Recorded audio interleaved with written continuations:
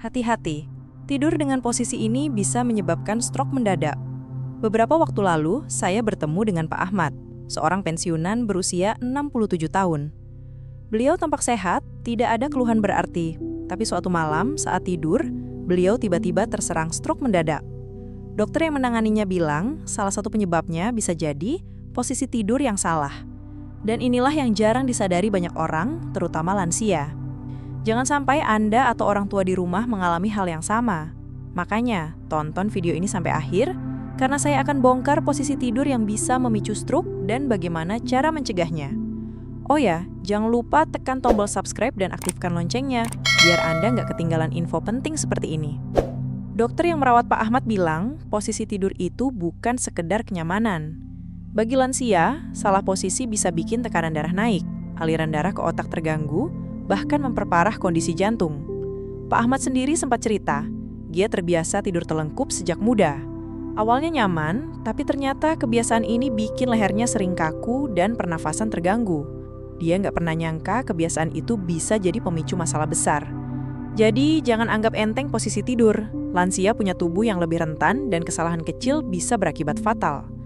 Banyak lansia, termasuk Pak Ahmad tadi, terbiasa tidur telengkup atau terlalu miring ke satu sisi. Sekilas nggak masalah, tapi ternyata posisi ini bisa menekan organ, menghambat pernafasan, dan bikin aliran darah ke otak nggak lancar. Ada juga Bu Siti 70 tahun yang sering tidur dengan posisi kepala lebih rendah dari tubuh. Beliau sering pusing saat bangun tidur, dan setelah diperiksa, ternyata ada gangguan sirkulasi darah ke otak. Jangan remehkan hal ini. Posisi tidur yang salah bisa menjadi bom waktu bagi tubuh Anda. Setelah keluar dari rumah sakit, dokter menyarankan Pak Ahmad untuk mulai tidur dengan posisi telentang dengan bantal rendah. Posisi ini membuat aliran darah lebih stabil, leher tidak tertekan, dan pernafasan lebih lega. Untuk Bu Siti, dokter menyarankan tidur miring ke sisi kiri. Posisi ini ternyata bisa bantu jantung bekerja lebih ringan dan aliran darah lebih lancar ke otak. Kalau Anda merasa sering terbangun dengan pusing atau leher sakit, bisa jadi posisi tidur Anda kurang tepat. Yuk, mulai perbaiki dari sekarang. Selain posisi tidur, ada juga kebiasaan kecil yang ternyata bahaya. Misalnya, Pak Ahmad dulu suka tidur dengan bantal tinggi, leher sering tertekuk, dan itu bikin aliran darah ke otak jadi terganggu. Bu Siti punya kebiasaan lain. Beliau sering menahan buang air kecil saat malam. Malas bangun ke kamar mandi katanya. Tapi, kebiasaan ini bikin tubuh stres, tekanan darah naik, dan akhirnya memperparah resiko stroke. Dan jangan lupa, ada juga kebiasaan tidur setelah makan besar. Banyak pasien lansia yang saya temui bilang mereka ngantuk banget setelah makan. Tapi, kebiasaan ini bisa bikin peredaran darah ke otak nggak optimal. Sekarang saya mau tanya, dari kebiasaan tadi, mana yang sering Anda lakukan? Tulis di komentar ya, biar kita bisa saling belajar dan memperbaiki sama-sama. Setelah sembuh, Pak Ahmad mulai belajar atur posisi tidurnya. Awalnya susah, karena sudah terbiasa tidur telungkup. Tapi dokter menyarankan pakai bantal penyangga di samping tubuh, supaya dia nggak balik lagi ke posisi lama. Bu Siti lain lagi. Beliau sering susah tidur kalau posisi miring. Akhirnya anaknya kasih bantal kecil di antara lutut. Hasilnya apa? Tidurnya jadi lebih nyaman, leher nggak kaku lagi saat bangun. Artinya, setiap orang bisa menyesuaikan trik sederhana agar posisi tidur lebih sehat. Nggak harus mahal, cukup kreatif dengan bantal atau alas tidur.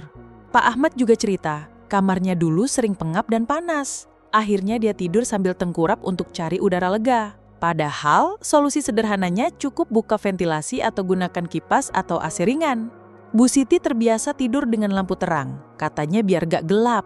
Tapi cahaya berlebih bikin kualitas tidurnya menurun. Tekanan darahnya sering gak stabil.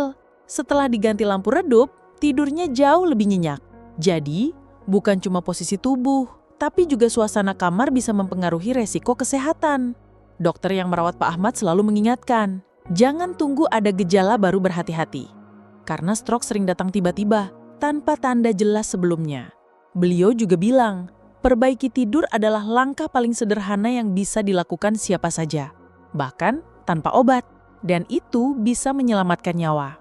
Saya jadi penasaran, posisi tidur apa yang paling sering Anda lakukan di rumah? Apakah telentang, miring, atau malah telungkup seperti Pak Ahmad dulu? Tulis jawaban Anda di kolom komentar ya. Siapa tahu bisa jadi bahan diskusi dan saling mengingatkan. Kisah Pak Ahmad dan Bu Siti tadi mengingatkan kita bahwa stroke bisa datang mendadak, bahkan dari hal sederhana seperti posisi tidur. Tapi kabar baiknya, kita bisa mencegah dengan mengubah kebiasaan kecil sebelum tidur. Untuk Anda yang punya orang tua atau kakek nenek di rumah, bagikan video ini sebagai bentuk sayang Anda pada mereka. Karena siapa tahu, langkah kecil malam ini bisa jadi penyelamat di masa depan. Dan jangan lupa ya, klik tombol subscribe dan aktifkan lonceng notifikasi supaya Anda selalu dapat update tips kesehatan terbaru untuk lansia maupun keluarga tercinta. Kita belajar bersama menjaga kesehatan dengan cara yang sederhana tapi bermakna. Saya pamit dulu, sampai jumpa di video berikutnya. Jaga kesehatan, jaga tidur, dan tetap semangat menjalani hari. Dan semangat sehat lansia!